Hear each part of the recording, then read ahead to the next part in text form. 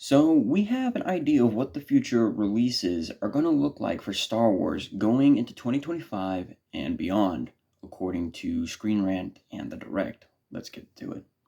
So, earlier this year, Bob Iger went out publicly stating that Disney was going to be looking at releases, they were going to be canceling them or pushing them further back to pretty much not saturate the market, pretty much meaning that they're going to be cutting back on things, which honestly is a really smart business move. We could definitely tell during the streaming wars and COVID that Bob Chapek oversaturated the market when it came to releases on Disney Plus. This is one of the reasons why Marvel has failed, and clearly Star Wars has failed in the same aspect as well.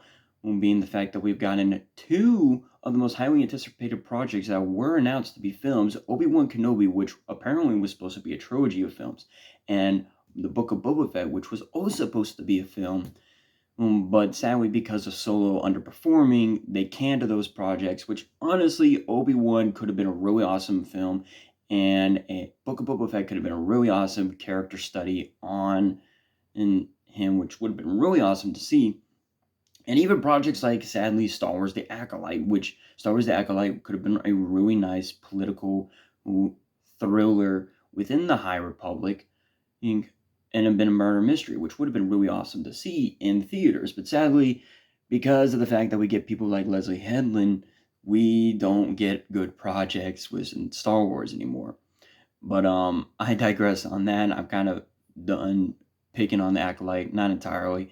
But essentially, according to The Direct and Screen Rant, Star Wars would be receiving one show per year. Disney is going to be releasing a Star Wars show on Disney Plus per year, meaning that we're going to get one live action show every year.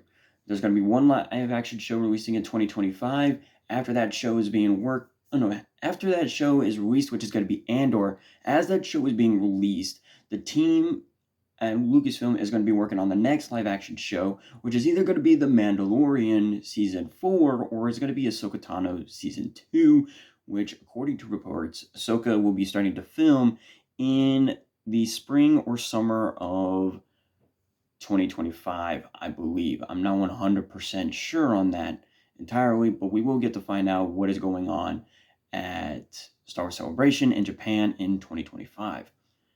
Now, is this good news? Is this bad? Honestly, it's not oversaturating the market because next year we could receive two shows, which would be great. And then next year we can get two shows in a film, meaning that one live action show being Andor and maybe Star Wars Visions Season 3. 2026, we get a film, live action series, and a show, being three projects, two of them being released on Disney Plus, and the Mandalorian and Grogu film that is supposed to release in 2026, according to reports. Now, I actually really like this because, for one, this gives people enough time to focus on the story during the production stage, and not only that, this gives enough time for Star Wars fans to breathe and take in the projects and get excited again for future projects. And this will also mean that we're going to be getting Star Wars movies into theaters, which we haven't had a Star Wars film released in theaters since The Rise of Skywalker, and we really need a Star Wars film releasing in the theaters. We should be getting a Star Wars film every other year, every 2 years. We should be getting a Star Wars film released in the theaters. Star Wars films are meant to be a big climactic event thing, and the shows can build off upon that, but I think that it would be really important to introduce new characters in films so that way you can expand upon them in the shows, like Marvel can do that as well.